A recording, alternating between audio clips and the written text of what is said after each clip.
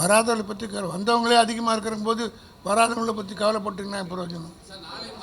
அதாவது வந்தவர்கள் பெருந்தன்மையோடு வந்திருக்கிறார்கள், வரவேற்கிறோம், ஜனநாயக உணர்வு அவர்களுக்கு இருக்கிறது.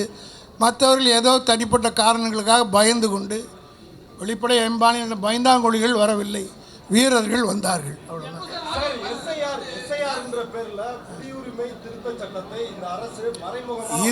இது வேறு நேரடியாக செய்ய முடியாததை மறைமுகமாக செய்ய போகிறார் என்பது தான் எல்லாருடைய கருத்தும்.